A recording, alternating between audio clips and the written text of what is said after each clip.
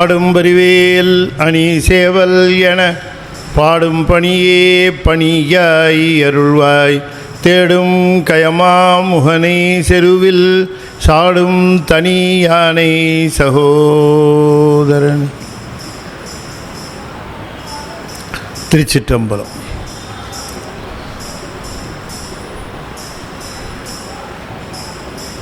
எழுதரு மறைகள் தேரா இறைவனை எல்லில் கங்குல் பொழுதரு காலத்தென்றும் பூசனை விடாது செய்து தொழுதகை தலைமை தேர துளும்புகன் நீருள் மூழ்கி அழுது அடியடைந்த அன்பன் அடியவர்க்கு அடிமை செய்வாம். திருச்சிற்றம்பலம். தொல்லை இரும்பிறவி சூழும் தலை நீக்கி அல்லலறுத்து ஆனந்தமாக்கியதே எல்லை மறுவா நெறியளிக்கும் வாதவூரியங்கோன் திருவாசகம் என்னும் தேன். திருச்சிற்றம்பலம். தென்னாடுடைய சிவனே போற்றி, நாட்டவர்க்கும் இறைவா போற்றி, ஏகம்பத்துரை எந்தாய் போற்றி, பாகம் பண்ணுரு ஆனாய் போற்றி, பராய்த்துறை மேவிய பரனே போற்றி, சிராப்பள்ளி மேவிய சிவனே போற்றி, அண்ணாமலையமண்ணா போற்றி, கண்ணாரமுத கடலே போற்றி, காவாய் கனகத்திரளே போற்றி, கைலை மலையானே போற்றி போற்றி, வெற்றிவேல் முருகனுக்கு அரோகரா. திருச்சிற்றம்பலம்.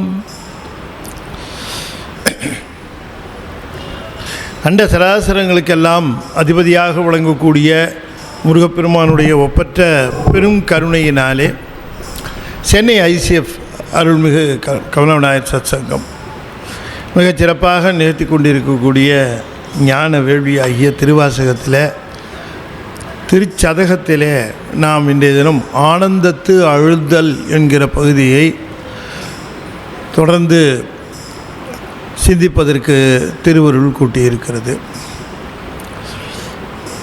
ஒரு செய்தியை நாம் அழுதுதல் என்பது அனுபவித்தல் என்கின்ற பொருளிலே அதனை நாம் உணர்ந்து கொள்ள வேண்டும். எதையும் அறிவதோடு நின்று விடாமல் அதிலே அழுந்துதலும் நாம் செய்கின்ற பொழுதுதான் நமக்கு அனுபவம் கிட்டும். அறிதல் என்பது அனுபவத்திற்கு அடிப்படையாக இருக்கும், ஆனால் அது முழுமை அல்ல. ஆனால் அனுபவம்தான் முழுமையான ஒரு நிலையாக விளங்கும். எனவே ஈசனை அறிவது என்பதும் ஈசனை அனுபவிப்பது என்பதும் கடவுளை அறிவது என்பதும் கடவுளை அனுபவிப்பது என்பதும் நிரம்ப வேறுபாடுகள் உண்டு. கடவுளை நாம் நமக்கு பல்வேறு நலன்களை நமக்கு தருகின்றவர் என்று தெரிந்து கொண்டு அறிந்து கொண்டு நம்முடைய பல்வேறு நலன்களுக்காக தேவைகளுக்காக அவரை வணங்குவது என்பது நாம் உலகியலிலே காணுகின்ற ஒன்று. ஆனால் இந்த உலகியல் நெறியிலிருந்து சற்று போய் இறைவனை ஏதாவது ஒன்றை அனுபவம் பெறுவதற்காக கேட்பதை விட தேவரீரே எமக்கு அனுபவப்பட வர வேண்டும் என்று கேட்கின்ற அந்த பக்குவம் வருதல் வேண்டும். எனவே ஈசனை நான் அடிக்கடி சொல்லுவேன், 8ஆம் திருமுறை என்பது ஈசனிடம் ஈசனை தவிர வேறு எதையும் வேண்டாது இருத்தல். அதுதான் 8ஆம் திருமுறை. ஈசனிடம் ஈசனை தவிர வேறு எதையும் வேண்டாதிருத்தல். அதுதான் பாருடு விண்ணாய் பரந்தயம் பரனே பற்று நான் மற்றிலேன் கண்டாய் சீருடு பொலிவாய் சிவபுரத்தரசே திருப்பெருந்துறை உரை சிவனே ஆருடு நுகேன் ஆர்க்கெடுத்துரைக்கேன் ஆண்டனி அருளிலே. ஆனால் வார்கடல் உலகில் வாழ்கிலேன் கண்டாய். வாழ்கிலேன் என்று சொல்லுவதற்கு என்ன பொருள் என்றால், பிரபஞ்ச நோக்கத்திற்காக வாழ்வது என்பது இல்லாமல் பெருமானுக்காகவே இந்த வாழ்க்கையை வாழுதல் என்கின்ற அந்த நிலையிலே அதனை குறிப்பிடுவது. எனவே அந்த அழுந்துதல் அப்படிங்கிறது அனுபவித்தல் அப்படின்னு அர்த்தம். ஆனந்தத்து அழுந்துதல் என்று சொன்னால் சிவானந்தத்தை தூய்த்தல். அதுக்கு என்ன தேவை அப்படின்னு கேட்டால், சிவானந்தத்தை தூய்த்தல் என்கிற அனுபவம் நிகழ வேண்டும் என்று சொன்னால் அதற்கு நமக்கு அன்பு வேண்டும். அன்பு வேண்டும், அன்பே வேண்டும், அன்பு மட்டுமே வேண்டும். இப்படி எப்படி வேணால் சொல்லிக்கலாம். ஆனால் அந்த அன்பு என்று சொல்லக்கூடிய அந்த ஒன்று இருக்கிறதே, அது மட்டும்தான் இதை சாத்தியப்படுத்தும். எனவே அனுபவத்தை சாத்தியப்படுத்துவது அன்பு என்று சொன்னால், அந்த அன்புக்கும் அந்த அனுபவத்திற்கும் இடையில் ஒன்று இருக்குது. அது சித்தாந்த சாத்திரம் அதை விளக்கி சொல்லும். சித்தாந்த சாத்திரம் விளக்கி சொல்லும். பசி நீங்க வேண்டுமென்றால் நமக்கு பொருள் தேவை இல்லையா? பணம் தேவை இல்லையா? ரொம்ப பசிக்குது, எனக்கு வெளியில் நிற்கிறேன், பசிக்குது. அப்போ என்ன தேவை அப்படின்னு கேட்டால் உணவு தேவை அப்படின்னு நம்ம டக்குன்னு சொல்லுவோம். ஆனால் உணவுக்கு என்ன தேவை? என்ன தேவை? பணம் வேணுமே.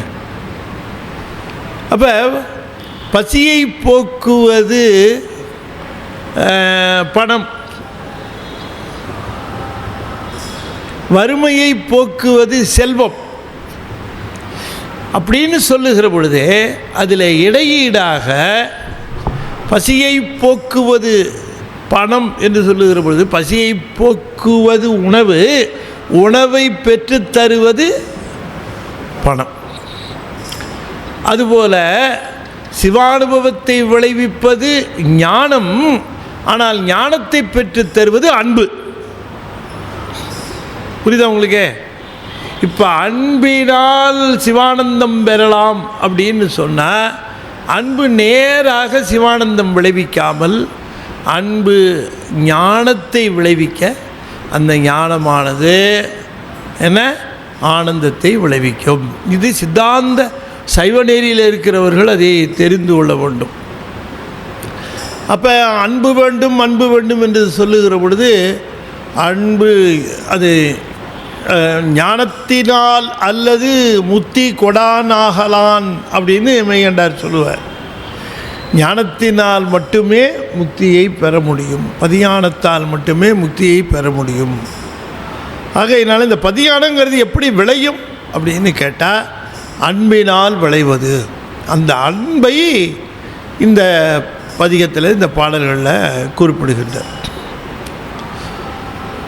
புணர்ப்பது ஒக்க எந்தை என்னை ஆண்டு புட நோக்கினாய். புணர்ப்பதொக்க எந்தை என்னை ஆண்டு புன நோக்கினாய். புணர்ப்பது அன்று இது என்ற போது நின்னொடு என்னொடு எண்ணிது ஆம்.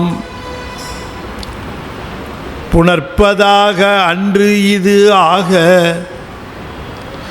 அன்பு நின் கடல் கணே. புணர்ப்பதாக அங்கனாள புங்கமான போகமே. புணர்ப்பது ஒக்க எந்தை என்னை ஆண்டு பூண நோக்கினாய். புணர்ப்பது அன்று இது என்ற போது நின்னொடு என்னொடு எண்ணிது ஆம்.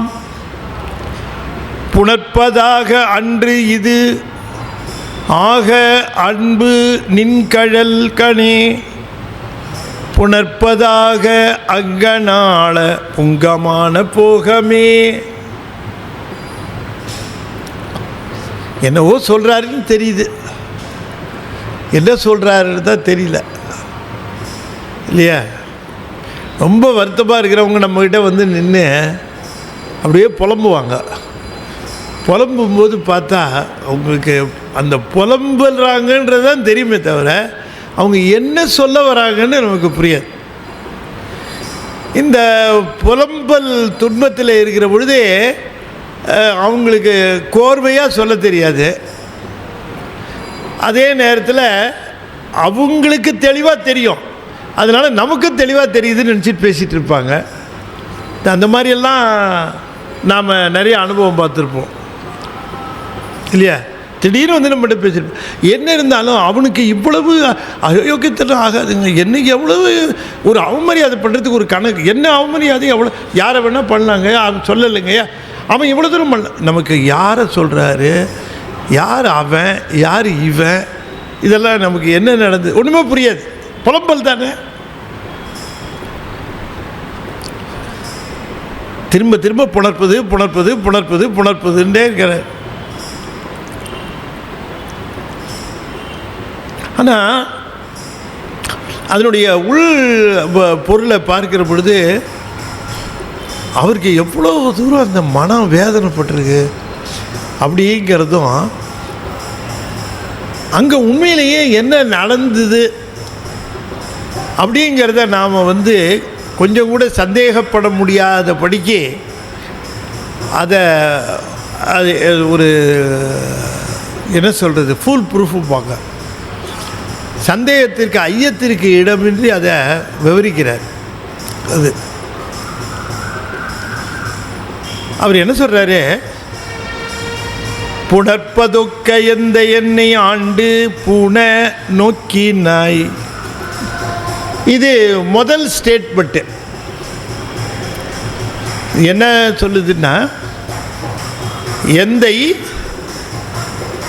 என்னை ஆண்டு புணர்ப்பது ஒக்க பூன நோக்கினாய். பூன நோக்கினாய். அன்னைக்கு குருந்த மரத்து அடியில் சாமியை பார்த்தாரு. குருந்த மரத்து அடியில் சாமி அமர்ந்து இருக்கிற அந்த திருக்கோலத்தை பார்க்கிறார். அவர் பார்த்த உடனே இங்கே வா அப்படின்னு கூப்பிடுறாரு. இவர் போகிறாரு, அவருடைய திருக்கருணையை நோக்குகிறார். அதெல்லாம் பார்த்துட்டு நமக்கு இன்னையோட நம்ம இந்த பிறவி பிடி நீங்கிச்சு, நம்ம பிரச்சனை இன்னையோடு நீங்கிச்சு, நமக்கு இனிமே துன்பம் இல்லை. ஏன்னா சாட்சாத் பரமேஸ்வரனே இங்கே வந்து அமர்ந்திருக்கிறார். நான் என்ன செய்கிறதுன்னு யோசிச்சுட்டு இருக்கும் பொழுது என்னை கூப்பிடுறார். எனக்கு எல்லா விதமான நலன்களையும் அவர் அருளுவதற்கு வாய்ப்பாக இங்கே எனக்கு உபதேசம் முதற்கொண்டு எல்லாமே செய்கிறார். உபதேசம் செய்தார், திருக்கண்ணால் நோக்கினார், அதுக்கப்புறம் திருநீர் வழங்கினார், திருப்பாதத்தை எடுத்து தலைமேல் வைத்தார். இவ்வளவு செஞ்ச பிறகு ஒருத்தருக்கு என்ன தோணும் அப்படின்னு கேட்டால், சரி நம்ம இறைவன் ஏற்றுக்கொண்டு விட்டார், நம்ம இறைவன் அடிமை கொண்டு விட்டார், இனிமே நமக்கு எந்த விதமான குறையும் இல்லை அப்படின்னு நினைக்க தோணும். நானும் அப்படி தான் நினச்சேன். ஏன்னா அவர் பார்த்தது அந்த மாதிரி இருந்தது. அவர் பார்த்தது மட்டுமல்ல, அவருடைய செய்கைகள், அவர் எனக்கு காட்டின அருள் எல்லாமே அப்படி தான் இருந்தது. புணர்ப்பது ஒக்க, அதாவது எனக்கு அருள் செய்யும் விதமாக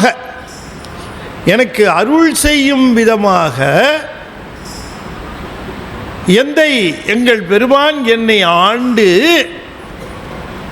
நோக்கினாய், இல்லை பூன நோக்கினாய். நம்பும்படியா பார்த்தார்,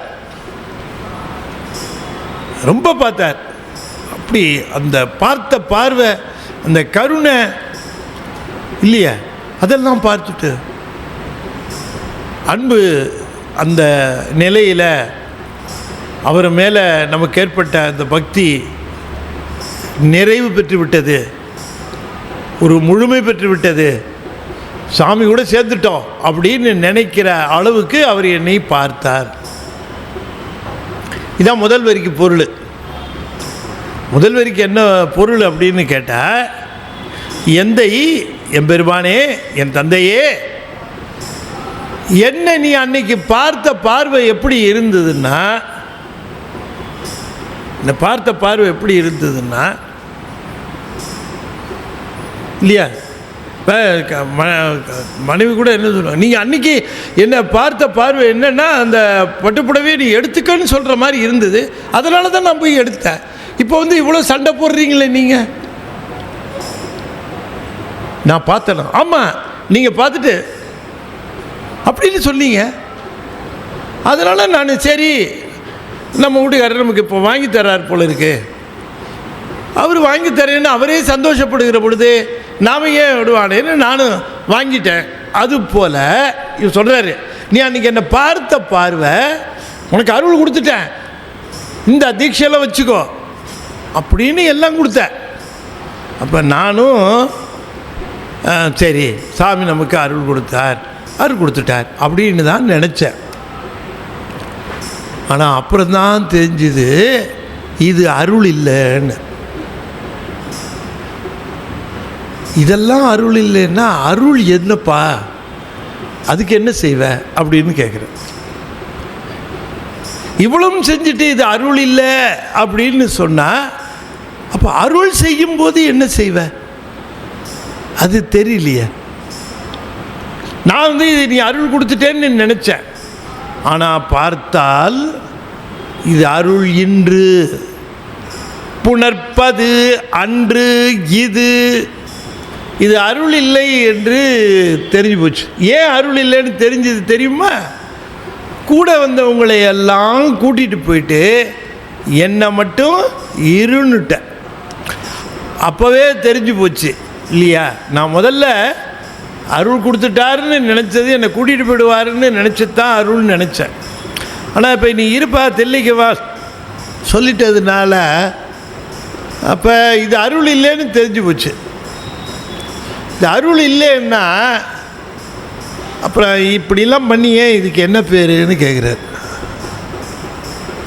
நீ திருவடி தீட்சை கொடுத்த, வான்னு கூப்பிட்ட, திருநீர் கொடுத்த, திருநோக்கம் செஞ்ச, இதெல்லாம் என்னப்பா அப்படின்னு கேட்குறார். அப்போ அந்த மனவேதனை அவர் அதை சொல்லி பார்க்கிறார். புணர்ப்பது அன்று இது என்ற போது, இது அருளில்லை என்று முடிவான போது, நின்னோடு என்னோடு என்னிது ஆம். அப்போ உனக்கு எனக்கு இடையில இதெல்லாம் நடந்ததே, அதெல்லாம் என்ன அப்படின்னு கேட்குறார். இது அருள் இல்லை அப்படின்னு சொன்னால் அப்போ நீ எனக்கு என்னை வான்னு கூப்பிட்டது, தடுத்தாட்கொண்டது, எனக்கு தீட்சை பண்ணி வச்சது, எனக்கு சிவாய நமன்னு சொன்னது, இதெல்லாம் என்னப்பா ஆச்சு அப்படின்னு கேட்டார். எனக்கு புரியலையே அப்படின்னார். இப்போ ரெண்டாவது லைன் புரியுதா? புணர்ப்பது ஒக்கையந்தை என்னை ஆண்டு புன நோக்கினாய்.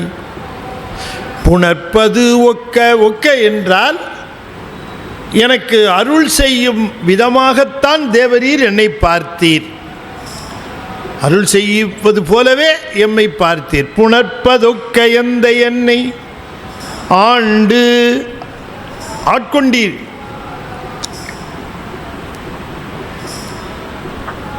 பூண நோக்கினாய், மிகவும் அருள் செய்யுமாறு நோக்கினாய்.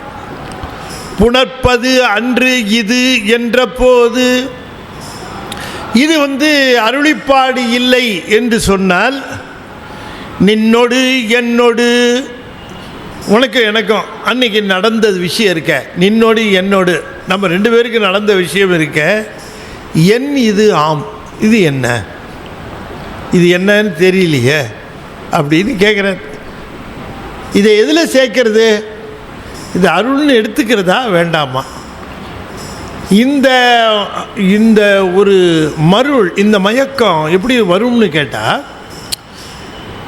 இப்போ நமக்கு நல்ல தெளிவாக தெரியும் இப்போ நமக்கு நல்ல தெளிவாக தெரியும், அவர் அருள் கொடுக்குற மாதிரியும் தெரியல அப்படிங்கிறது இப்போ நமக்கு அது தெளிவாக தெரியும். அருள் கொடுத்துட்டார் அப்படின்னு தெரிஞ்சதுன்னா அதுவும் தெளிவாக தெரியும். கொடுத்தாரா இல்லையா அப்படின்னு தெரியாத போது அது எதில் எடுத்துக்கிறது? நான் அருள் பெற்றுட்டேன்னு எடுத்துக்கிறதா? அங்கையும் நெல்லியும் கனி போல திருவருளை நல்காயின்னு பாமன் சாமி கேட்டார். நீ கொடுத்தாரதா இருந்தால் தெளிவாக கொடு. இந்த மாதிரியெல்லாம் யாருக்கும் சந்தேகம் வர மாதிரிலாம் கொடுக்காது. கொடுத்தியா இல்லையான்னு எனக்கெல்லாம் சந்தேகம் வரக்கூடாது.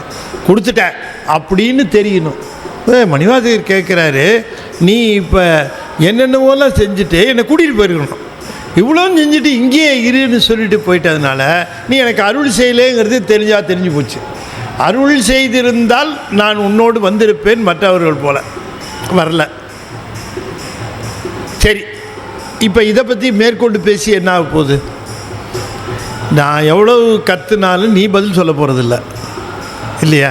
நான் எவ்வளவு கேட்டாலும் நீ அதுக்கு பதில் சொல்ல போகிறதில்ல. நீ அப்போ ஒன்று செய்யலாம், புணர்ப்பது ஆக நீ அருள் செய்ததாகவே இருக்கட்டும். அன்று ஆக நீ அருள் செய்யாமல் போனதாகவே இருக்கட்டும். எப்படியோ இருக்கட்டும்ப்பா, நீ எனக்கு இது தலைவலியாக இருக்கு எனக்கு சொல்லிட்டார். எனக்கு இது அருள் பண்ணியா பண்ணலையா, நீ அருள் பண்ணதாகவும் இருக்கட்டும், அருள் பண்ணாததாகவும் இருக்கட்டும், எப்படியோ இருக்கட்டும். அப்போ ஒன்று செய்யலாம், நீ ஒன்று பண்ணு. அன்பு நின்கழல் கனே புணர்ப்பதாக அங்கநாள புங்கமான போகமே. அப்போ நான் திரும்பவும் என்ன அப்படின்னு பார்க்கும் பொழுது என்னன்னு கேட்டால், இப்போ நான் பரீட்சை எழுதுனேன். பரீட்சை எழுதுனா ஒன்று பாஸுன்னு வரணும், இல்லைன்னா ஃபெயிலுன்னு வரணும். ஒன்று பாஸுன்னு வரணும், இல்லைன்னா ஃபெயிலுன்னு வரும். பெண்டிங் ரிசல்ட்டுன்னா சில சமயம் வருது தெரியுமா? சில பேருக்கு பாஸ் ஃபெயில் வராது, ரிசல்ட் பெண்டிங்கு அப்படின்னு வந்துடும் அந்த நம்பர்லாம். என்ன காரணத்துக்காக இந்த ரிசல்ட்டை பெண்டிங் போட்டான்னு தெரியாது. அவன் ஃபெயிலாக பாஸ் ஆகுங்கிறது நாட் டிக்ளேர்டு. நான் சொன்ன இது தெரியுமா உங்களுக்கு? அனுபவம் யாராவது தெரியும்? யாருக்காவது தெரியுமா? உண்டு, தெரியுமா? அது மாதிரி நிறைய பேருக்கு உண்டு. ரிசல்ட் நாட் டிக்ளேர்டு அப்படின்னு நம்பர்ஸ் இருக்கும். பசங்க பரீட்சை எழுதின பசங்களுக்கு ரிசல்ட்டு நாட் டிக்ளேர்டு. இப்போ அது கோர்ட்டில் எல்லாம் வைக்கிறாங்க, தீர்ப்பு ஒத்தி வைக்கப்பட்டிருக்கிறதுன்னு. அது பெண்டிங் ஜட்ஜ்மெண்ட்டு அப்படின்னு சொல்கிறாங்க. பையனுக்கு ரிசல்ட்டே பெண்டிங் ரிசல்ட். இப்போ சாமி சொல்கிறாரு, பெண்டிங் ரிசல்ட்டு தான் நமக்கு. நீ என்ன கொடுத்தியா கொடுக்கலையான்னு தெரியாது. சரி, அது ஒரு பக்கம் இருக்கட்டும். பாஸா ஃபெயிலான்னு எனக்கு தெரியல. பையன் சொல்கிறான், எனக்கு பாஸா ஃபெயிலான்னு தெரில, சொல்ல மாட்டேங்கிறீங்க. நான் எதுக்கும் நீ இன்னொரு தடவை பரீட்சை எழுத சொல்லுவேன்னு தெரிஞ்சுக்கிட்டு இப்போலேருந்து படிக்க ஆரம்பிச்சிட்றேன் திரும்பவும். அதை புரியுதுங்களா? பாஸா ஃபெயிலாக தெரில, நீ ஒருவேளை ஃபெயிலுன்னு சொல்லிவிட்டேன்னு வச்சுக்க, அப்புறம் நான் அந்த ஃபெயிலுக்காக படிக்க ஆரம்பித்து டயத்தை வேஸ்ட் பண்ணுறதை விட நான் இப்போவே படிக்க ஆரம்பிச்சிட்றேன். அது மாதிரி மணிவாசகர் சொல்லுகிறார், நீ எனக்கு அருள் செஞ்சியா செய்யலையா தெரில. சரி, அது ஒரு பக்கம் இருக்கட்டும். உன் அருளை வாங்கிறதுக்கு அன்பு பத்தலைன்னு தெரிஞ்சு போச்சு. இப்போ இந்த அன்பு பெருகி இருந்தால் நிச்சயமாக நீ அழிச்சுன்னு போயிருந்திருப்ப. அது இல்லைங்கிறதுனால இப்போ நான் அன்பை பெருக்கிறதுக்கு என்ன வழி உண்டோ அதை நான் மேற்கொண்டுக்கிறேன். இப்போ அன்பு செய்ய ஆரம்பிச்சிட்றேன் திரும்பவுன்றார். புரியுதுங்களா உங்களுக்கு? அவர் இப்போ அன்பு குறைவுனால தானே நீ என்னை கூட்டு போகாமல் இருந்த. சரி, நான் இப்போ அன்பு அதிகமாக செலுத்துகிறேன், அன்பு அதிகமாக செலுத்துகிறேன். நீ என்னை அழைச்சிக்கிட்டு போகிறதுக்கு அருள் செய்யலைன்னா பரவாயில்ல, நான் அதிகமாக அன்பு செலுத்துறதுக்கு நீ அருள் செய்ய அப்படின்னார். இதுதான் அவர் கேட்குறார். அவர் கேட்டது இதுதான். நீ அழைச்சிட்டு போகல, சரி பரவாயில்ல, என்ன காரணம் பற்றி நீ அழைச்சிட்டு போலியோ அந்த காரணம் நிச்சயம் அன்பு குறைவாக தான் இருக்கணும். வேறு எந்த காரணத்துக்காகவும் நீ நிறுத்த மாட்டேன். அந்த அன்பு குறைவுக்காக நிறுத்தியிருப்பே அப்படின்னு சொன்னால் நான் அன்பை திரும்பவும் பழக ஆரம்பிக்கிறேன், பெருக்க ஆரம்பிக்கிறேன், அந்த அன்பையே பெருக்கிறேன். அதுக்கு நீ உன்னுடைய அருளை செய். புணர்ப்பதாக அன்று இது ஆக அன்பு நின் கடல் கணே புணர்ப்பதாக உன்னுடைய திருவடியின் கண்ணே என்னுடைய அன்பானது பெருகுமாறு அங்கனால அந்த அன்பு பெருகி புங்கமான போகமே தூய்மையான அந்த பேரின்பம் என்று சொல்லக்கூடிய ஆனந்தம் இருக்கிறதே அதை அனுபவிக்கக்கூடிய அந்த பக்குவத்திற்கு என்னுடைய அன்பு பெருக வேண்டும். அந்த அன்பை தேவரீர் நான் பெருகுமாறு அருள் செய்க என்று கேட்கிறார். அப்போ இந்த அன்பு பெருகுவதற்கு குறைபாடு இருந்தால் தான் சிவனுடைய அருள் கிட்டாது. அதனால் அதில் இன்னும் தெளிவாக தெரியும். நமக்கு இறைவனுடைய திருவருள் ஈஸ்வரனுடைய திருவருள் எங்கேயோ குறையுதுன்னு சொன்னால் அது ஈஸ்வரனிடம் அந்த குறை இல்லை, என்னுடைய அன்பிலே அந்த குறை இருக்கிறது என்று நாம் தெரிந்து கொள்ள வேண்டும். ஆகையினால் என்னை ஆள்வதற்காகத்தான் நீ நோக்கினாய். புணர்ப்பதாக நீ பார்க்கும்போதெல்லாம் எனக்கு நல்லா தெரிஞ்சு, எனக்கு எப்படியாவது உதவி செஞ்சணுன்னு கூப்பிட்டேன் இல்லையா? எப்படியாவது நீ வந்துருங்க வேலைக்கு சேர்த்துக்கிறேன்னு சொல்லி வந்தால் அவ்வளோ அடிமுட்டாளாக இருக்கணும். அவனை எப்படி வேலைக்கு சேர்த்துக்கிறதுனே தெரில. வந்துருன்னு சொல்லிட்டோம், வேலைக்கு சேர்த்துக்கிறேன்னு சொல்லியாச்சு. இன்டர்வியூ வச்சா ஒரு கேள்விக்கும் பதில் தெரில. அவனை என்ன செய்கிறது? வேண்டான்னு சொல்கிறதா, திரும்பி போன்னு சொல்கிறதா, நீ சரியா இல்லைன்னு சொல்கிறதா? நம்பி வந்திருக்கிறான். சரிப்பா அப்படின்னா சரி, அப்போ எப்போ நான் வேலைக்கு ஜாயின் பண்ணிட்டுன்னு கேட்குறான். இவருக்கு எப்படி இருக்கும் இல்லையா? இப்போ அந்த மாதிரி சாமி நீ உன் அன்பில் குறை இருக்குது, அதனால தான் நான் உன்னை கூட்டிகிட்டு போகலை அப்படின்னு, உன்னுடைய அன்பில் கொஞ்சம் டிஃபிஷியன்சி இருக்குப்பா, அந்த அன்பு குறையினால தான் உன்னை நாங்கள் கூட்டிகிட்டு போகலை அப்படின்னு சொல்லிட்டா மனசு பாடுபடுமே வேதனைப்படுமேங்கிற காரணத்துக்காக நீ சொல்லாமல் இருக்கிற போல இருக்கு. நீ இல்லைன்னா என்கிட்ட இன்னும் கொஞ்சம் ப்ராக்டிஸ் பண்ணிட்டு வா அப்படின்னு சொல்லியிருப்ப. ஆனால் என் மனசு கஷ்டப்படுமோன்னு நினச்சிக்கிட்டு குறை என்னவோ நீ உங்ககிட்ட இருக்கிற மாதிரியே என்னை ஆளாமல் இருந்து கொண்டு உன் மீது அந்த குற்றத்தை சுமத்தி இருக்கிறாய். உண்மையிலேயே குற்றம் என் மேலே தான்ப்பா, என்னுடைய அன்பிலே குறை இருக்கிறது, நான் சரி பண்ணிக்கிறேன், அதுக்கு கொஞ்சம் ஹெல்ப் பண்ணுப்பா, please help me for next attempt அப்படின்னு கேட்குறேன். இதாங்க அந்த பாட்டு, இந்த பாட்டு தான். அப்போ அவருடைய அந்த அனுபவத்தினுடைய உண்மை நமக்கு தெரிகிறது இந்த பாட்டில். இந்த அனுபவத்தோட உண்மை பெருமான் ஆட்கொண்டு அந்த ஆட்கொண்ட நிலையிலே அந்த முழுமையான அந்த அந்த ஒரு அனுபவத்தை தருவதற்கு முன்பாக நிகழ்கின்ற தடை. இந்த தடைக்கு என்ன சொல்லுகிறது என்று சொன்னால், இந்த ஞானம் நிகழ்ந்த பிறகு ஆனந்தம் விளைவதற்கு இடையிலே நிகழ்கின்ற தடை. ஞானம் விளைந்த பிறகும் கூட ஆனந்தம் விளைந்து விடும் என்று சொல்லிவிட முடியாது. ஞானம் விளைந்த பிறகும் கூட ஆனந்தம் நிகழ்வதற்கு தடை நிகழலாம். அதுக்கு மணிவாசகரே சான்று. அவருக்கு சுவாமி இவ்வளோ தூரம் ஆட்கொண்ட பிறகு அவர் எல்லாரும் ஒன்றை உடன் கலந்து அருளினர்னு எல்லாரையும் கூட்டிகிட்டு போனார்னு சொல்லுகிற பொழுது, அப்போ இவரை விட்டுட்டு போயிருக்காருன்னு சொல்லுகிற பொழுது அந்த ஒரு நிலையை மணிவாசகர் எண்ணி பார்க்கிறார். இது பெருமானிடம் இருக்கக்கூடிய குறையல்ல. சொன்னாமல் நம்ம மனசு கஷ்டப்படுமேன்னு சாமி அதை சொல்லாமல் நாமளாக புரிஞ்சுக்கிட்டோம் அப்படின்னுட்டு இல்லை இல்லையா? என்ன கொஞ்சம் பணம் வேணுங்க, காலையில் வாப்பா, காலையில் போனோடனே சாயந்தரமாக வாயப்பா, சாயந்தரம் போனோடனே எப்பா கொஞ்சம் வேலையாக இருக்க, நாளை காலையில் வாயா, நாளை காலையில் போனோடனே வந்துட்டியா, சரி சாயந்தரம் என்ன வேலை உனக்கு, சாயந்தரம் போனால் ஆளே இருக்கிறதில்ல. இப்போ அவன் என்ன புரிஞ்சுக்கணும்? இல்லைன்னு சொல்கிறதில்ல, இப்படி இழுத்தடித்தாலே இல்லைன்னு தெரிஞ்சு போகுமா இல்லையா? அதை புரிஞ்சுக்கணுமா இல்லையா? ஒருத்தர் சொல்லித்தான் தெரியணுமா? சொல்லி தெரிய வேண்டியதில்லை இல்லைங்களா? எவ்வளவு செஞ்சாலும் குறை சொல்லிகிட்டே இருக்கிறாங்கன்னு வச்சுக்கோங்க. அது ஏன் இப்படி இருக்குது, இது ஏன் இப்படி இருக்குது, எங்களுடைய அலுவலகத்தில் ஒரு நான் ஒர்க் பண்ண அந்த கவர்மெண்ட் ஆஃபீஸில் ஒரு சேர்மன் இருந்தார். அது பேர் சொல்ல விரும்பல. அதாவது அந்த சேர்மன்கிட்ட வேலை செய்கிறவங்கெல்லாம் பட்ட பாடு அப்போ தான் தெரியும் அவங்களுக்கு, அவ்வளோ சிரமப்படுவாங்க. அந்த போர்ட் மீட்டிங்னு அரேஞ்ச் பண்ணுவாங்க. அவர் சொன்னது அனுபவம்னு சொல்கிறேன். செக்ரட்டரின்னு ஒருத்தர் இருப்பார், அவர் தான் இந்த போர்ட் மீட்டிங்லாம் அரேஞ்ச் பண்ணுவார். போர்ட் டைரக்டர்ஸ் எல்லாம் வருவாங்க, டைரக்டர்ஸ் எல்லாம் வச்சு அந்த போர்ட் மீட்டிங் நடக்கும். அந்த செக்ரட்டரி தான் அரேஞ்ச் பண்ணுவார். இந்த செக்ரட்டரிக்கு அப்படியே அன்றைக்கி போர்ட் மீட்டிங்குன்னா உடம்புக்குள்ளே காய்ச்சல் வராத குறை தான், அப்படி இருக்கும். காய்ச்சல் வராத குறை. நாங்கள்லாம் உடனே அவர்கிட்ட சொல்லுவோம், ஏன் சார் நீங்கள் எவ்வளோ கவலைப்படுறீங்க? அவர் என்ன சிங்கமாக புலியானா கடிச்சு புழுங்கி சாப்பிட்ற போகிறாரா அப்படின்னு ஏன் இவ்வளவு தூரம் டென்ஷன் ஆகுறீங்கன்னு.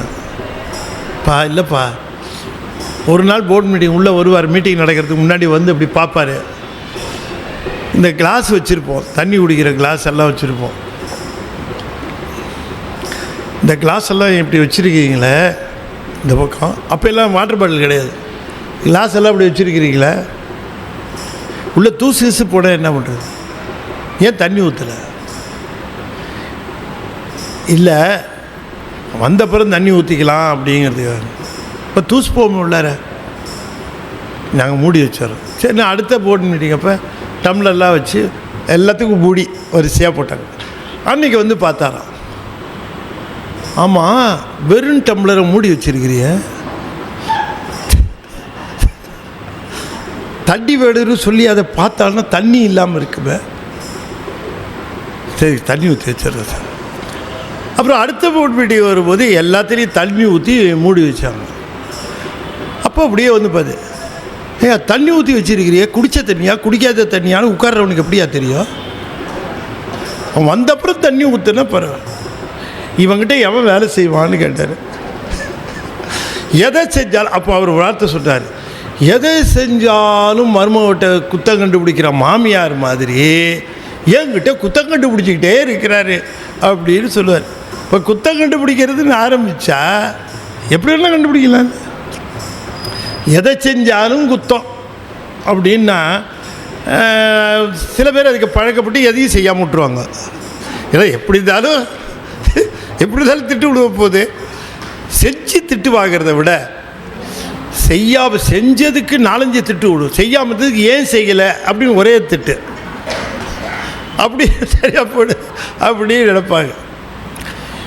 மணிவாசகரே இவ்வளோ தூரம் செஞ்சவர் ஒன்றுமே சொல்லாமல் தில்லைக்கு வான்னு சொல்லிட்டு போனார். நீ அருள் செஞ்சியா செய்யலையான்னு கொஞ்சம் தெளிவாக சொல்லிடு. அப்படி போனாலும் பரவாயில்ல, ஒரு பார்வை பார்த்த, அது பார்க்கும்போது என்னவோ எனக்கு நம்பிக்கை விட்டுறதாக தான் இருந்துச்சு. நீ ஒன்றும் சொல்லலை, நான் உன்னை ஆண்டு கொண்டேன், நீ என் அடிமை அப்படிலாம் நீ ஒன்றும் சொல்லலை, அது உண்மைதான். ஆனால் பார்த்த பார்வை அப்படி பார்த்தியே, நீ பார்த்ததுனால நான் அப்படி நினச்சிக்கிட்டேன். ஆனால் நீ ஒன்றும் சொல்லாமல் கிளம்புனதுனால எனக்கு அருள் செய்யலைன்னு தெரிஞ்சு போச்சு. ஆனால் என்னென்னமோ செஞ்சு எனக்கு அதெல்லாம் என்ன அர்த்தம் அதுக்கு? சரி, அது அருளோ அருள் இல்லையோ அது ஒரு பக்கம் இருக்கட்டும்.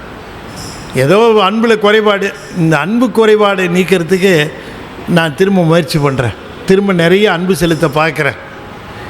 நீ எதிர்பார்க்குற அளவுக்கு தின்னனார் மாதிரிலாம் என்னால் அன்பு செலுத்த முடியாதுப்பா.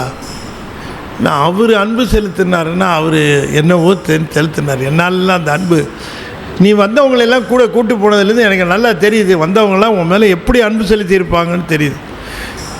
அந்த அன்பை பெறுவதற்கு நான் முயற்சி செய்கிறேன், எனக்கு நீ அருள் செய், அதுக்கும் அருள் தான் வேணும் என்று சொல்லுகிறார். ரொம்ப ஒரு அவருடைய வாழ்க்கை சான்றாக நிகழ்வாக இது இருக்கிறது. போகம் வேண்டி வேண்டிலேன் புரந்தராதி இன்பமும் ஏகனின் கடல் இணையலாது இலேன் என் எம்பிரான் ஆகம் விண்டு கம்பம் வந்து குஞ்சி அஞ்சலிக்கனே ஆக என் கை கண்கள் தாரையாறு அது ஆக ஐயனே போகம் வெண்டி வெண்டிலேன் புரந்தராதி இன்பமும் வெண்டிலேன் ஏகனின் கடல் இணையலாது இலேன் என் எம்பிரான் ஆகம் விண்டு கம்பம் வந்து குஞ்சி அஞ்சலிக்கனே ஆக என் கை அஞ்சலிக்கனே ஆக என் கை கண்கள் தாரையாறு அது ஆக ஐயனே ஐயனே. இவ்வாறு முழுமையான அன்பு பெருக்கம் உள்ளவர்களுக்கு என்ன மெய்ப்பாடுகள் இருக்கும் அப்படின்னு அதை எடுத்து சொல்லுகிறார். அதெல்லாம் என்கிட்ட இல்லை. அன்பு மிகவும் பெருகி இருக்கிறவர்களுக்கு மெய்ப்பாடு எப்போ இருக்கும் என்று சொன்னால் ஆகம் விண்டு, விண்டுன்னா உருகின்னு அர்த்தம். ஆகம்னா உடம்பு, உடல் உருகி. ஆகம் விண்டு கம்பம் வந்து நடுங்கிறது, உடம்பு நடுங்கும், உடம்பானது கம்பித்து என்பார்கள். ஆகம் விண்டு கம்பம் வந்து குஞ்சி அஞ்சலிக்கனே சிரசின் மேலே 2 கரங்களையும் குவித்து அந்த அஞ்சலி செய்தபடியே அந்த 2 கரங்களும் உச்சி மேலே விளங்க குஞ்சி அஞ்சலிக்கனேயாக என் கை என்னுடைய கரமானது கரங்குவிவார் உள்மகிழும் கோண்கடல்கள் வெல்க என்பது போல இந்த கரங்களானது சிரத்தின் மேல் குவிய. ஆகம் விண்டு கம்பம் வந்து குஞ்சி அஞ்சலிக்கனே என் கையாக கண்கள் தாரை ஆறு அது ஆக. தாரைன்னா ஒழுகிறதுன்னு அர்த்தம். அது எப்படின்னா இடையீடு இல்லாமல் ஒழுகுவதற்கு தாரைன்னு பேர். இடையீடு இல்லாமல் இல்லையா. தாரா பாத்திரம் அங்கே சுவாமி மேலே சிவலிங்கத்து மேலே நீர் சொட்டுறதுக்கு தாரை தாரை பாத்திரம் நீர் இடைவிடாமல் ஒழுகி கொண்டே இருக்க. தாரைன்னா இடைவிடாமல் ஒழுகுதல்னு அர்த்தம். கண்கள்லேருந்து கண்ணீர் எப்படி இருக்கணுமோ இடைவிடாமல் ஒழுகி கொண்டிருக்கணுமோ, அப்படி கண்கள்லேருந்து கண்ணீரானது இடைவிடாது ஒழுக. ஆகம் விண்டு கம்பம் வந்து குஞ்சி அஞ்சலிக்கனே ஆக என் கை கண்கள் தாரை ஆறு அது ஆக ஐயனே ஐயனே ஐயனே. இதெல்லாம் எனக்கு ஆக வேண்டும். எது? கண்களில் கண்ணீர் இடையீடு இல்லாமல் ஆறு போல ஒழுகுதல் வேண்டும். கைகள் சிரசின் மேலே கூப்புதல் வேண்டும். உடம்பானது உருகி நடுங்க வேண்டும். இப்படிப்பட்ட மெய்ப்பாடுகள் எனக்கு இல்லை. இந்த மாதிரியான மெய்ப்பாடுகளோடு இருக்கிற அன்பு தான் உன்னிடம் என்னை கொண்டு வந்து சேர்க்கும். நான் வேறு எதுவும் உன்கிட்ட கேட்கல. போகம் வெண்டிலேன் புரந்தராதி இன்பமும் வண்டிலேன். இந்த உலக இன்பமும் நான் கேட்கல உன்கிட்ட. போகம்ங்கிறது இங்கே தூய்க்கிற 5 புலன்களினாலே அனுபவிக்கின்ற அந்த இன்பங்கள், அந்த போகம் வேண்டிலேன். வான உலகத்திலே இருக்கக்கூடிய இந்திராதி தேவர்கள் உலகத்திலே இருக்கக்கூடிய இன்பங்கள் அதையும் நான் கேட்கல. அதெல்லாம் எனக்கு கொடுன்னு நான் கேட்கல. எனக்கு ஒன்று நல்லா தெரிஞ்சு போச்சு. என்னன்னு கேட்டால், உன்னுடைய திருவடி மட்டும்தான் பற்றுக்கோடு என்று தெரிந்து விட்டது. நின் திருவடி இணை அலாது இலேன். இலேன் என்றது பற்றுக்கோடு இல்லேன். உன்னுடைய திருவடி இணை என்று சொல்லக்கூடிய, அப்போ எது பற்றுக்கோடு என்று சொன்னால், புரந்தராதி இன்பமோ உலக இன்பமோ போகமோ பற்றுக்கோடு அல்ல. அது பற்றாக எண்ணி, அதனை பற்றுக்கோடாக எண்ணி, அதனை ஆதாரமாக எண்ணி, அதுவே நமக்கு துணை என்று எண்ணி இருக்கின்ற அந்த நிலையிலிருந்து நான் விடுபட்டவன். எனக்கு அது துணை இல்லைன்னு தெரிஞ்சு போச்சு. சிவபெருமானாக இருக்கக்கூடிய எம்பெருமானுடைய இணை கடல் இருக்கிறதே, அது மட்டுமே துணை என்று இருக்கிறேன் நான். அது எனக்கு நல்லா தெரிஞ்சு போச்சு. அப்போ அதை எப்படி பெறுவது என்று பார்க்கிற பொழுது, அந்த துணையை விடாமல் பெறுவது எப்படி என்று பார்க்கிற பொழுது தீர்க்கமான அன்பினால் மட்டுமே பெற முடியும். ஆகையினால அன்பு ஒன்று மட்டும்தான் சிவத்தினுடைய அருளை பெறுவதற்கான சாதனம். சிவத்தினுடைய அருள் மட்டும்தான் சிவானந்தத்தை பெறுவதற்குரிய சாதனம். அன்பு, அருள், ஆனந்தம், இதுதான் படிநிலை. அன்பு, அருள், ஆனந்தம். அன்பு நாம் தர, அருளை அவர் தர, அருளினால் ஆனந்தம் துய்ப்பதற்குரிய தகுதியை நாம் பெறுகிறோம் இல்லையா? அன்பு நான் தர, அருள் அவர் தர, ஆனந்தத்தை பெறுவதற்குரிய தகுதியை நாம் பெறுகிறோம். இந்த ஆனந்தம் பெறுவதற்கு அருள் தேவை. ஆகையினாலே அன்பு பெறுவதற்குரிய முயற்சி, அந்த அன்பு எப்படிப்பட்ட அன்பாக இருக்க வேண்டும்? என்னுடைய கரங்கள் என்னுடைய சிரசின் மேல் குவிய வேண்டும்.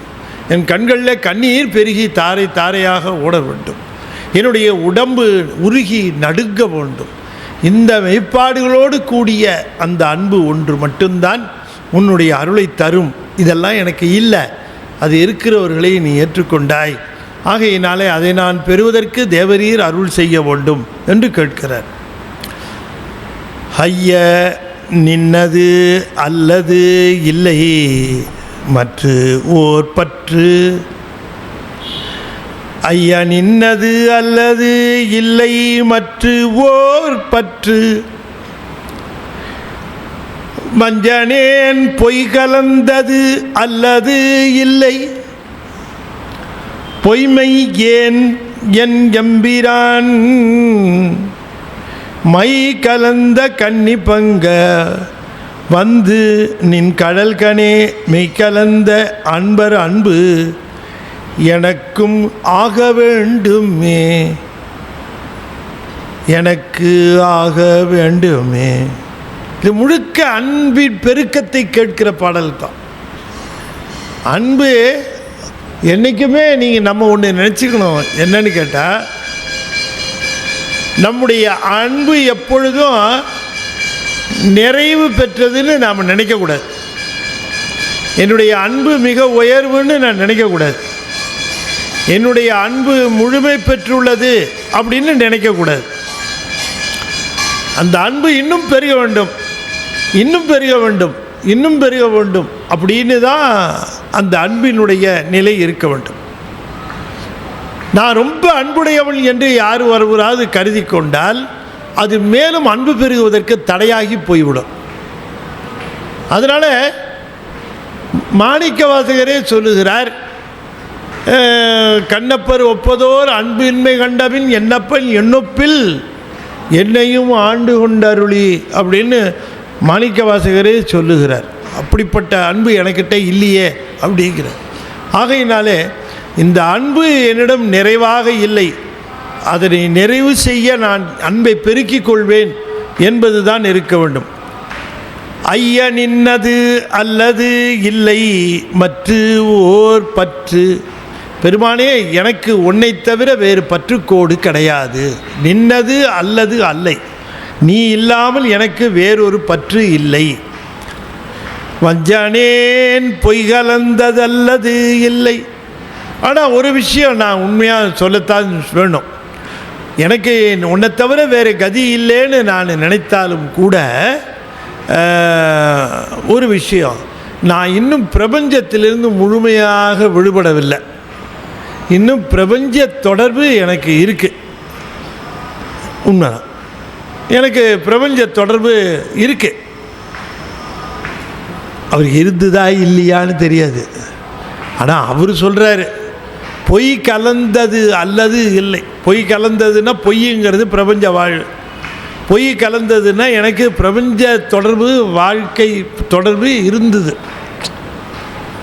பொய்மையன்,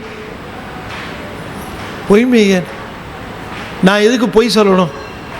எனக்கு அப்படிலாம் பிரபஞ்ச தொடர்பு கிடையாது, நான் முழுமையாக திறந்துட்டேன், நான் உன்னையே தான் நினச்சிட்டு இருக்கிறேன், நான் உங்ககிட்ட தான் ரொம்ப அன்பு செலுத்திட்டு இருக்கிறேன், உன்னை தவிர வேணாம் எனக்கு தெரியாது அப்படின்னுட்டு நான் எதுக்கு பொய் சொல்லணும்? அப்படின்னு கேட்குற. பொய்மை ஏன்? எதற்காக பொய்மை சொல்லணும்? உண்மை தெரியும் சொல்லிடணும். உனக்கு தெரியாத உண்மை இல்லை, எனக்கு கொஞ்சம் பிரபஞ்ச தொடர்பு இருக்குது போல இருக்குது. சாமி, அதை நீக்கிக்கிறதுக்கு தான் உன்னுடைய திருவுருளை கேட்கிறேன். பொய்மை ஏன் என் நம்பிரான், என்னுடைய முழு கருணை கடவுளாக இருக்கின்ற என் பெருமானே, என் நம்பிரான், மை கலந்த கண்ணி பங்கா, மை கலந்த கண்ணி பங்கா வந்து நின் கழல் கணே.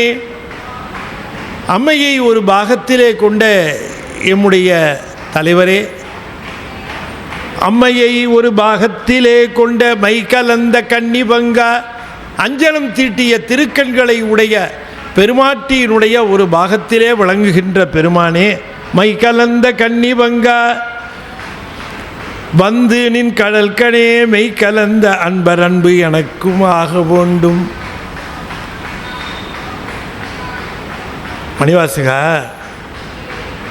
அன்பு வேண்டும் அன்பு வேண்டும் அன்பு வேண்டும்னு கேட்குற, நிறைய அன்பு வேண்டும்னு கேட்குற. அந்த அன்பு நான் கொடுக்கலான்னு நினச்சா கூட அது எவ்வளோ அன்புன்னு தெரிஞ்சாதானே கொடுக்கலாம். நீ அன்பு நிறையா கொடு, அன்பு நிறையா கொடு அப்படின்னு கேட்டுக்கிட்டே இருக்கிற. எவ்வளோ அன்பு தருது அப்படின்னு கேட்குறார் சாமி. அப்படி கேட்குறாருன்னு வச்சுக்குவோம். அவர் தான் ஒன்றும் கேட்க மாட்டேங்கிறாரு. மணிவாசகர் சொல்கிறார், அப்படி கேட்குறாருன்னு வச்சுக்குவோம். அன்பு வேணும் அன்பு வேணுங்கிறிய, எவ்வளோ வேணும் இல்லையா? ஏப்பா இது செலவுக்கு பணம் வேணும், செலவுக்கு பணம் வேணுங்கிறிய, எவ்வளோ வேணும்? ஒருத்தன் சொன்னால், போன மாதம் என் மனைவி 5000 ரூபா கொடுங்கிறான். அதுக்கப்புறம் 10 நாள் தான் ஆச்சு, திரும்பவும் 3000 ரூபா கொடுங்க. திரும்பவும் 1 வாரம் தான் ஆச்சு, திரும்பவும் இன்னொரு 5000 கொடுன்னு கேட்குறேன். என்ன இது அப்படின்னா அவன் கேட்டான், இவ்வளோ பணத்தை வாங்கி என்ன பண்ணுறாங்கன்னு. யாருக்கு தெரியும்? கொடுத்துருந்தா தானே. நான் இவன் கொடுக்கவே இல்லை. அப்போ 5000 கேட்டு கொடுக்கல, 3000 கேட்டு அதுவும் கொடுக்கல. அதை சொல்லணும் இல்லை? சரி, நீ அன்பு வேணும் அன்பு வேணும்னு கேட்குற, எவ்வளோ அன்பு வேணும்னு சொன்னால் தானே தெரியும். ஒரு வேளை அப்படி சாமி நினச்சிட்டு இருக்காருன்னு, சாமி எவ்வளோ அன்பு வேணும்னு நீ யோசனை பண்ணுறன்னா எவ்வளோ அன்பு வேணும் தெரியுமா? இந்த கூட வந்தாங்கள்ல, அவங்களெல்லாம் நீ கூட்டிகிட்டு போனல, அவங்க அன்பு எவ்வளோ அன்போ அந்த அன்பை எனக்கு கொடுனார். அப்போ தானே நீ கூட்டிகிட்டு போவ. உன் கூட வந்தவங்களெல்லாம் நீ அழைச்சிட்டு போனதுக்கு காரணம் அவங்க அன்பு முழுமையாக இருந்ததுனால தானே அழைச்சிட்டு போனேன். ஏதோ பார்த்து மார்க் போடுங்க சார். எவ்வளோ மார்க் போடுறது? அடுத்த வகுப்புக்கு போகிற மாதிரி மார்க் போடுங்க சார், அவ்வளோதானே. ஃபெயில் ஆகுங்கன்னு கூட அடுத்த வகுப்புக்கு போகிற மாதிரி மார்க் போடுங்க. மை கலந்த கண்ணி பங்க வந்து நின் கடல் கணே, மெய் கலந்த அன்பர் வந்து நின் கடல் கணே, மெய் கலந்த அன்பர், மெய் கலந்த அன்பர். அந்த அன்பர் அன்பு, அவருடைய அன்பு எனக்கும் ஆக வேண்டுமே. அந்த மாதிரியான அன்பு எனக்கு வேணும்ப்பா.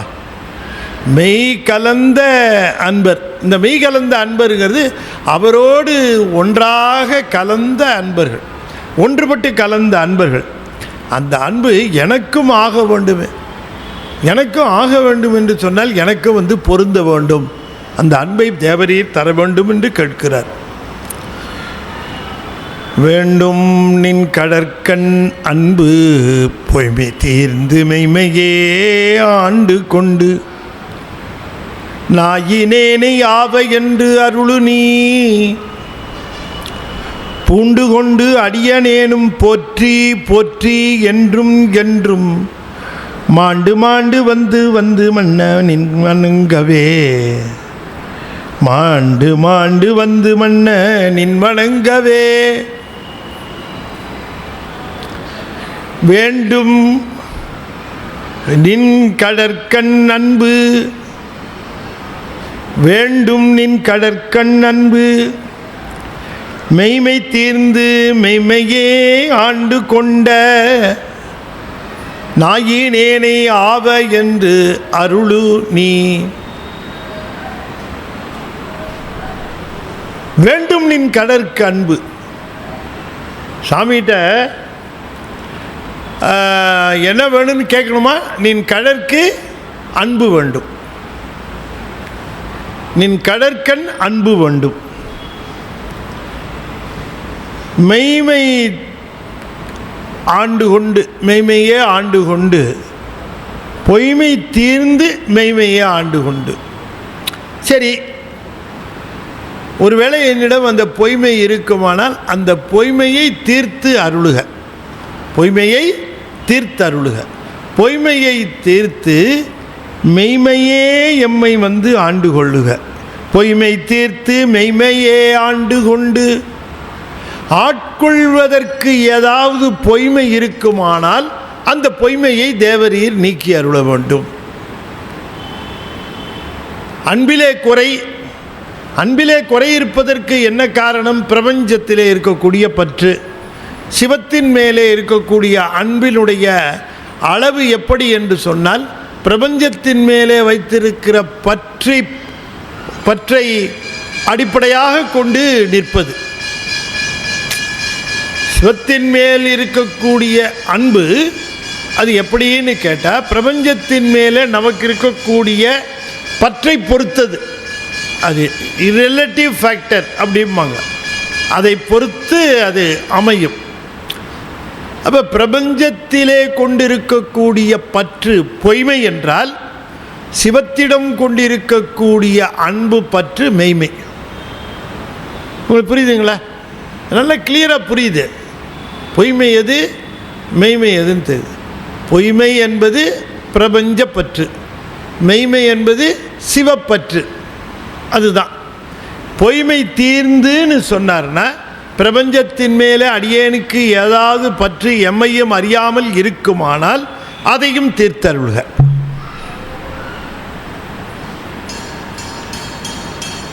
சாமி அது செய்வாரா? நான் உங்களை தான் கேட்குறேன்.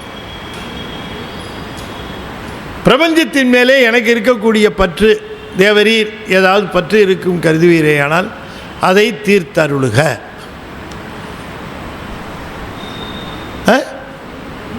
செய்வாரா?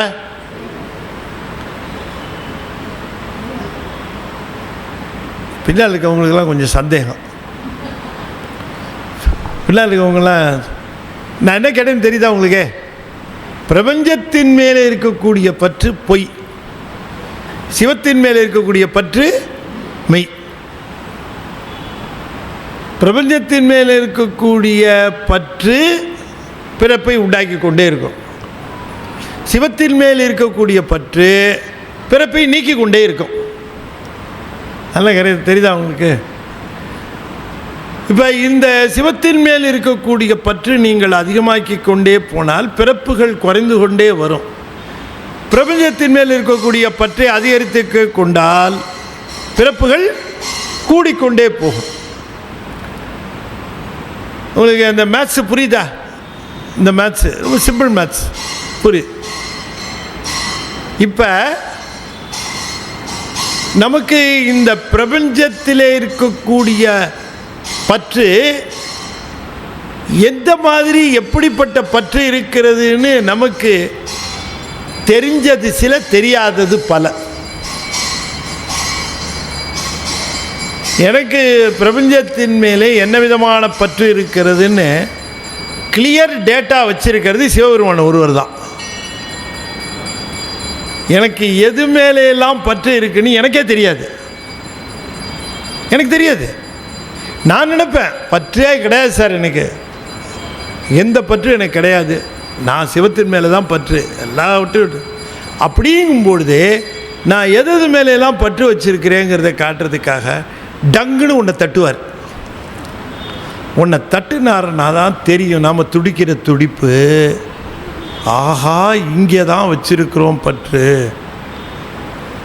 அப்போ பெருமான் நாம் எது மேலே பற்று வச்சு, சாமி நான் எல்லா பற்றியும் விட்டேன், உன் மேலே தான் பற்று வச்சுருக்கிறேன் அப்படின்னு சொன்ன உடனேங்க, ஏண்டா போய் பேசுகிறேன், ஏன் மேலே பாரு, நீ இதெல்லாம் பற்று வச்சுருக்கிற, இதெல்லாம் தான் முக்கியம் உனக்கு, நான் அப்புறமா தான் உனக்கு, இதெல்லாம் தான் உனக்கு முக்கியம் தெரியுமா அப்படின்னு சொல்லுவாரான்னா சொல்ல மாட்டார். நாம் சொல்கிற பொய்யை அப்படியே ஏற்றுக்குவார். சரி சாமி உன் மேலே தான் சாமி எனக்கு ரொம்ப பற்று, எனக்கு உலகத்தில் வேறு எது மேலேயும் பிரியமில்லை சாமி, உன் மேலே தான் சாமி ரொம்ப ஆசை, உன் மேலே தான் எனக்கு ரொம்ப பற்று. நான் சொல்ல, சுந்தரர் சொல்கிறார், பொய்யாய் உன்னை புகழ்வோர் புகழ்ந்தால் அதையும் பொருளாய் கொள்வானே. பொய்யாய் புகழ்கிறான், நல்லா புகழ்கிறான்ல, தெரியும் டூப்ளிகேட்டுன்னு, ஆனாலும் கூட அதையும் கணக்கில் எடுத்துக்கு வரான், மார்க் போட்டு வரான், அதுக்கும் மார்க் உண்டுன்னார். பொய்யாய் உன்னை புகழ்வோர் புகழ்ந்தால் அதையும் பொருளாய் கொள்வானே.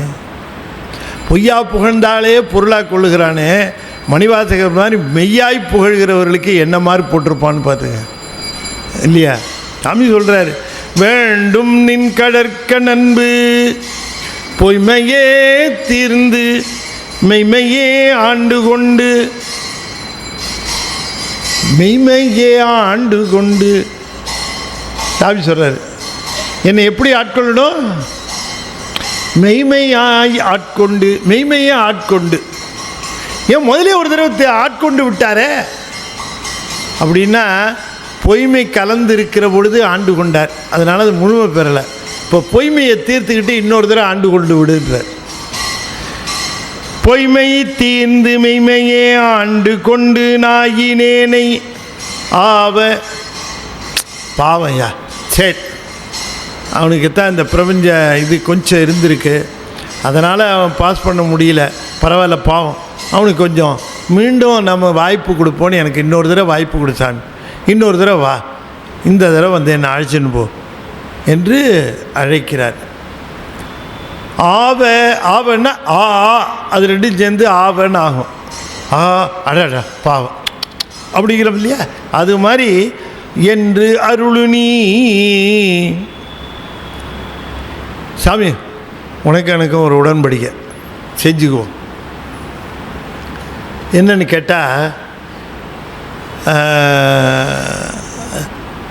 இப்போ அன்பில் கொஞ்சம் குறைஞ்சதுன்னு தானே நீங்கள் என்னை விட்டுட்டீங்க.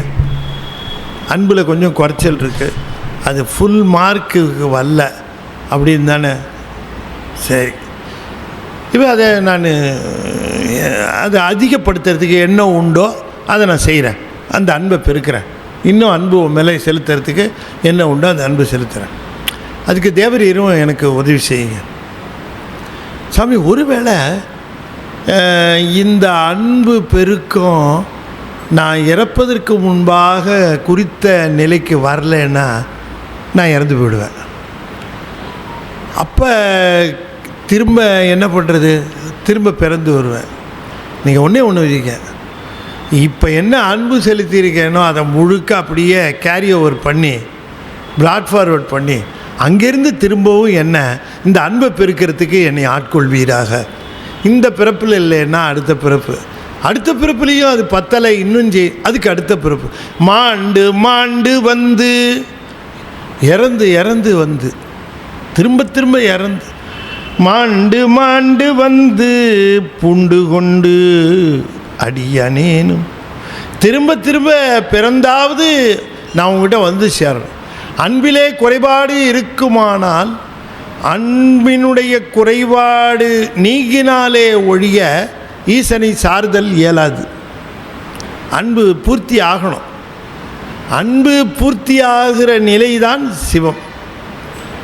அன்பு சிவம் இரண்டென்பர் அருகிலார் என்று சொன்னதுக்கு காரணம், அன்பு ஒன்றுதான் சிவத்திடம், வேறு எதுவுமே பண்ண முடியாது. அது சரியாக இருக்கட்டும், கிரியாக இருக்கட்டும், யோகமாக இருக்கட்டும், அது எதுவாக வேணால் இருக்கட்டும். அன்பு இல்லை என்று சொன்னால் அதெல்லாம் வெறும் சம்பிரதாயமாக போயிடும், அதில் ஒன்றும் பயன் இல்லை. அன்பு இருக்குமானால் எல்லாமே சாதனமாகி விடுகிறது. அன்பு இல்லை என்றால் எல்லாம் சம்பிரதாயமாக விடுகிறது. அன்போடு செய்வது எதுவும் சாதனமாகி விடுகிறது. அதனால் அது அன்பைத்தான் வலியுறுத்துகிறார் திரும்ப திரும்ப. நானும் இந்த போற்றி போற்றி என்று என்றும் பூண்டு கொண்டு அடியனேனும் நின்னை வணங்க வேண்டும். இந்த பிறவி இல்லை, அதுதானே காரைக்கால் அம்மையாரும் கேட்குறாங்க இல்லையா? பிறவாமை வேண்டும் மீண்டும் பிறப்புண்டேல் உனை என்றும் மறவாமை வேண்டும்.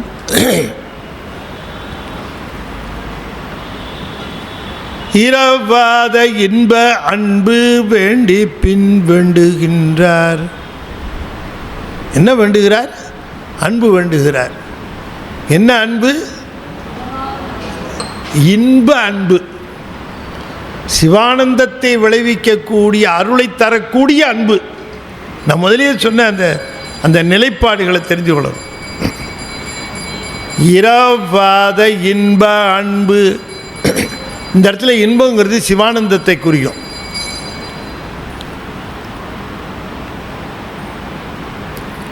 இரவாத இன்ப அன்பு வேண்டி பின் வேண்டுகின்றார் பிறவாமை வேண்டும். பிறவாமை வேண்டும். ஆனால் பிறவாமை வேண்டும்னு சொன்னால் அதுக்கு எல்லாமே ஃபுல்ஃபில் ஆகணுமே, அதுக்கு வேண்டிய கண்டிஷன்ஸ் எல்லாம் ஃபுல்ஃபில் ஆகணுமே. ஆகலைன்னா மீண்டும் பிறப்பு உண்டு இல்லையா? காரைக்கிழமையாருக்கு டவுட் வருது, அப்பர் சாமிக்கு டவுட் வருது, திரும்ப பிறப்போன்னு. சந்தேகமே வராதவங்க யாருன்னு கேட்டால் நம்ம தான் இல்லையா? புழுவாய் பிறக்கினும் புண்ணியா அப்படிங்கிறாரு இல்லையா? அப்போ அந்த சந்தேகம் இருக்கு. இரவாத இன்ப அன்பு வேண்டி பின் வேண்டுகின்றார் பிறவாமை வேண்டும். மீண்டும் பிறப்புண்டேல் உனை என்றும் மறவாமை வேண்டும்.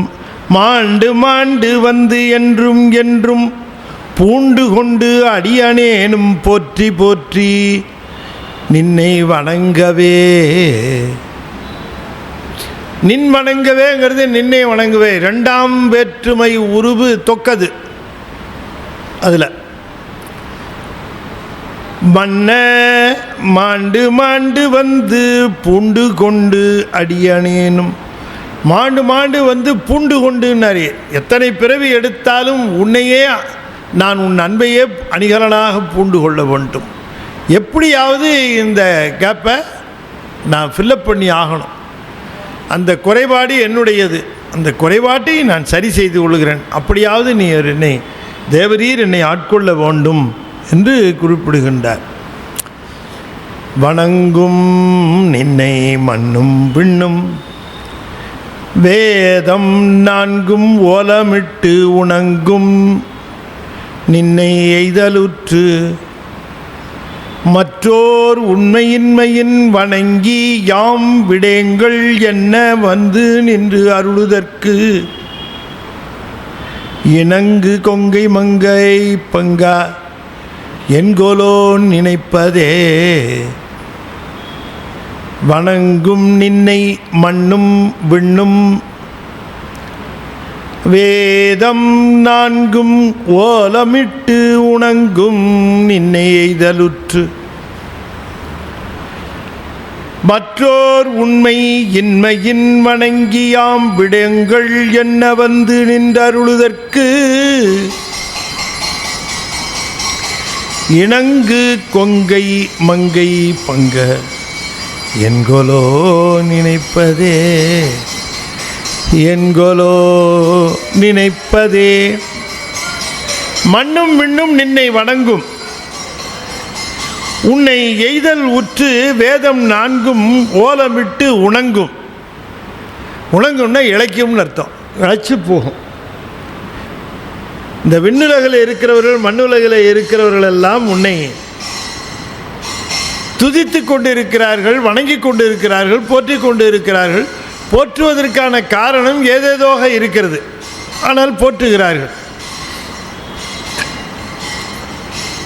வேதங்கள் நான்கும்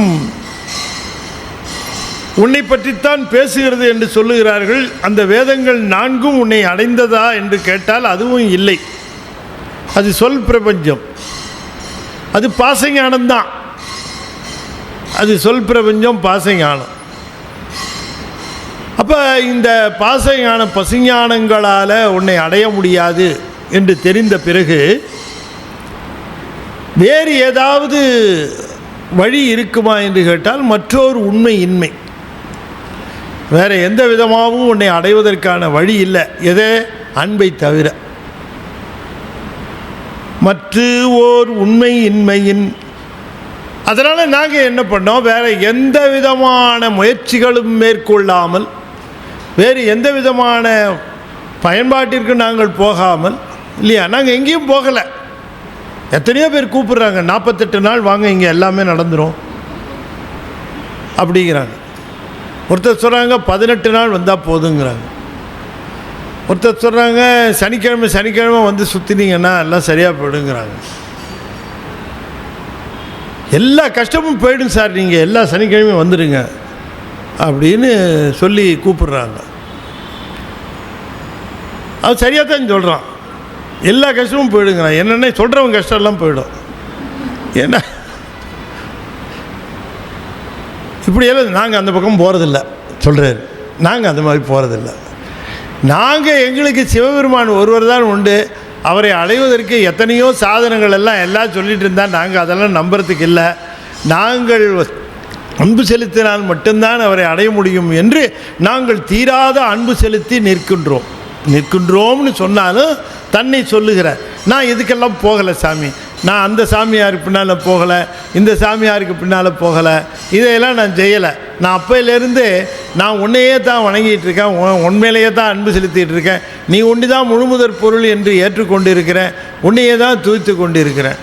இவ்வளோ செஞ்சதுக்கு பிறகும் கூட நீ உன் மனசில் என்ன தான் நினச்சிட்டு இருக்கிற, வரதா ஐடியாவா இல்லையா இப்படி கேட்குறார். ஒவ்வொரு விதம் உனக்கு வரதா அபிப்பிராயம் இருக்கா, இல்லை இதுக்கு மேலே அன்பை தவிர வேறு எதுவும் அடைய முடியாதுன்னு எல்லாம் சொன்னப்புறம் அதையும் நாங்கள் காட்டிகிட்டு இருக்கிறோம். அப்பயும் நீர் வாழா இருந்தால் எத்துக்கு இங்கே இருந்தீர், அப்புறம் எதுக்கு அப்படின்றாரு. வணங்கியாம் விடேங்கள், விடமாட்டோம், உன்னை பற்றி கொண்டு இருக்கிறோம், உன் திருப்பாதங்களையே பிடித்து கொண்டு இருக்கிறோம். விடேங்கள் என்ன வந்து அப்படி வந்து நின்று நாங்கள் நிற்கிற பொழுது வந்து நீ அருளுதற்கு என்கொலோ நினைப்பதே. உனக்கு தடையாக விளங்குவது எது? எங்களுக்கு வெளியிலே வந்து அருள் செய்வதற்கு. எங்களுக்குன்னு பன்மையில் சொன்னாலும் அது மணிவாசகர் தம்மை பன்மையாக குறித்து கொள்கிறார். நான் இவ்வளோ தூரம் சொன்னதுக்கு பிறகும் கூட என்னுடைய அன்பிலே குறைபாடு இருக்குமானால் தீர்த்து கொள்ளுகிறேன். என்னுடைய அன்பிலே குறைபாடு இருக்குது, உன் மேலே தப்பு இல்லை. நான் இவ்வளவு சொன்னதுக்கு பிறகும் கூட இந்த அன்பு ஒன்று தான் உன்னை அடைய வேண்டிய வழி என்பதையும் தெள்ளத் தெளிவாக தெரிந்திருக்கிறேன் என்று சொன்னவரும் கூட தேவரீர் வெளிவந்து எந்த கருத்தும் சொல்லாமல் இருப்பதற்கு தங்களுடைய திருவுளத்திலே என்ன கருத்தை வைத்திருக்கிறீர் என்று புரியவில்லையே அப்படின்னு கேட்குறார். அது பெருமானுக்கு ஒரு குறிப்பாவது காட்டலாமே, ஒரு குறிப்பாவது. வணங்கியாம் விடேங்கள் என்ன விடமாட்டோம் என்று சொல்ல வந்து நின்று அருளுதற்கு என்கொலோ நினைப்பதே. என்ன திருவுளத்தில் நினைத்து கொண்டு இருக்கிறீர்கள்னு தெரில. நாளைக்கு பார்க்கலாம் அப்படின்னு நினைக்கிறீரா, இல்லை இன்றைக்கி அடுத்த வாரம் பார்க்கலான்னு நினைக்கிறீரா? சுந்தரர் சொல்லுவார் ரொம்ப அழகாக, நஞ்சி இடை இன்று நாளை என்று, நஞ்சி இடை இன்று நாளை என்று உம்மை நச்சுவார் துஞ்சியிட்டார் பின்னை செய்வதன் அடிகேள் சொலீர். நஞ்சி இடை இன்று நாளை என்று உம்மை நச்சுவார் துஞ்சியிட்டார் பின்னை செய்வதன் அடிகேள் சொலீர். பஞ்சியிட புட்டில் கீருமோ பணியீரருள், பஞ்சியிட புட்டில் கீருமோ பணியீரருள். முஞ்சம் ஆர்க்கும் முதுகுண்டீரே சங்கம் ஆர்க்கும் முதுகுண்டீரே. கேட்குறாரு, நஞ்சி இடை. ஒவ்வொருத்தர் வரவன் என்ன நினச்சி உங்கள்கிட்ட வரான், இன்றைக்கி அருள் செய்வேன், நாளைக்கு அருள் செய்வேன், இல்லாட்டி நாளை இல்லைன்னா அடுத்த வாரமாவது அருள் செய்வேன் அப்படின்னு தானே வரான். நஞ்சி போய்த்தானே வரான். அவன் நெஞ்சது மட்டும் இல்லாமல் அவன் நடந்து வந்து அவன் செருப்பும் நெஞ்சு போச்சு, செருப்பு நெஞ்சு போச்சு. நஞ்சி இடை இன்று இன்னைக்கு, நாளை என்று நாளைக்காவது செய்வார். என்று உம்மை நச்சுவார். உன்னையே விரும்பி வருகிறார், உன்னையே விரும்பி வருகிறார். இன்னைக்கு தருவேன், நாளைக்கு தருவேன்னு வருகிறார். சரி, இன்றைக்கி தான் தரல, நாளைக்கு தான் தரல, இவரை விட்டு வைப்போமான்னா விடமாட்டேங்கிறான். விடா கொண்ட நீ வீரோ கொடா கண்ட, இவன் விடா கண்ட, அவன் கொடா கண்ட. இப்படி வந்து கேட்டுக்கிட்டே இருக்கிறானே, ஒரு நாள் இறந்து போயிட்டான்னு வச்சுக்குவோம். அப்போ நீ என்ன நினைப்ப? ஐயோ, நேற்றே வந்து கேட்டானே, கொடுத்துருக்கலாமே, இறந்து போயிட்டான் அப்படின்னு வருத்தப்படுவே இல்லை? இந்த வருத்தம் தீர்றதுக்காக எப்பப்பெல்லாம் அடியார் வந்து கேட்குறாங்களோ அப்போ எல்லாம் கொடுத்துரு, தாமதிக்காம அப்படிங்கிறார்.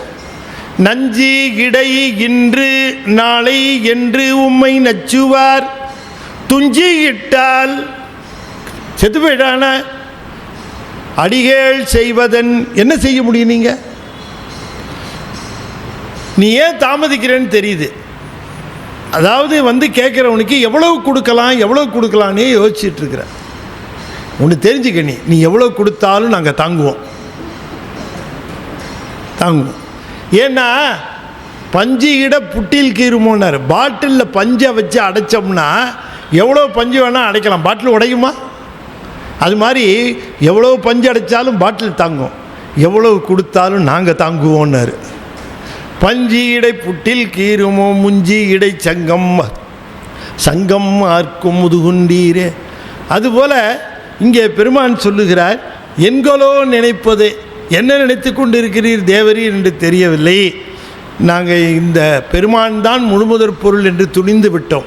எங்களுக்கு இனிமே வேறு கிடையாது, வழி கிடையாது. சிவன்தான் எங்கள் முழுமுதற் பொருள். அவரன்றி எங்களுக்கு பற்றுக்கோடு இல்லை, அவரன்றி எங்களுக்கு ஆதாரம் இல்லை என்று நாங்கள் இருக்கிறோம். ஆதலால் உண்மையே அன்பு செலுத்தி பெறுவதற்கு முயற்சி செய்கிறோம்.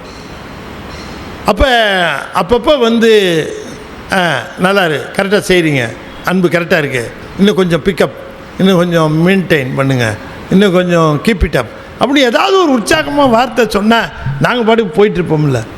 சும்மா உட்காந்துட்டே இருந்தால் நாங்கள் என்னையா பண்ணுறது அப்படின்னு மணிவாசகர் கேட்குறார். இணங்கு கொங்கை மங்கை பங்கை என்கோலோ நினைப்பதே. அதான் நான் முதல்ல சொன்னது போல் தன்னுடைய ஆற்றாமையினாலே தன்னுடைய அன்பு பெருக வேண்டும், அதிலே குறைபாடு இருக்கிறது. அதனால்தான் பெருமான் தம்மை இங்கு ஒழித்து அருளி அப்படின்னார். ஏழை என்னை இங்கு நாயினேனை ஒழித்தருளி இல்லையா, அப்படி தான் சொல்கிறார். அப்போ ஒழித்தது கூட அருளுதல் தான், இங்கே இருன்னு சொன்னது கூட அருளுதல் தான். சாமி எதை செஞ்சாலும் அருளுதல் தானே. அப்படி விட்டதுக்கு காரணம் அன்பின் குறைபாடாகத்தானே இருக்க முடியும். அந்த அன்பை பெருக்குவதற்கு எல்லா விதமான முயற்சிகளையும் மேற்கொண்டாலும் பெருமானுடைய கருணையும் அதற்கு இருக்கணும். நான் எவ்வளவு தூரம் சாமி கும்பிடணும்னு நான் நினச்சாலும் என்னால் முடியாது. அவரும் சரி போனால் போகிறான், கும்பிட்டுட்டு போகிறான்னு அவர் நினச்சா தான் நான் கமலவன சத்சங்கத்துக்கே வர முடியும், அந்த சொற்பொழிவையும் கேட்க முடியும் இல்லையா? இல்லைன்னா நான் நினச்சி மட்டும் அது நடந்துடாது, அவரும் சேர்ந்து நினைக்கணும். தன்னை நினைய தான் தருவான் அப்படின்னாரு. தன்னை நினைக்கிறதுக்கு அவனே தானே தரணும் என்று சொல்லி இந்த 5 பாடல்களோடு இந்த ஆனந்தத்தை அழுந்தல்ல நிறைவு செய்து மீண்டும் அடுத்த வகுப்பில் தொடர்ந்து நாம் சிந்திப்போம் என்று சொல்லி, அடியேன் திருவாசகம் குறிப்புரை வழங்கியிருக்கிற புத்தகம் இருக்கிறது, திருவாசகம், அதை கேட்டு பெறலாம். அதுபோல் ஞானக்குழந்தை ஆங்கிலத்தில் இருக்கிறது. பெரிய புராண பாடல்கள் முழுவதற்கும் விளக்கம் சொல்லியிருக்கிறேன். 4673 பாடல்கள் அந்த யூஎஸ்பி இருக்குது, வேணுங்கிறவர்கள் பெற்றுக்கொள்ளலாம். இந்த அளவிலே நாம் நிறைவு செய்யும் முகமாக 5 எழுத்தை 5 முறை ஓதுவேன். அன்பர்கள் தொடர்ந்து ஓத வேண்டும் என்று திருவடி பணிந்து வேண்டிக் கொள்கிறேன். ஓ நம சிவாய, ஓ நமச்சிவாய,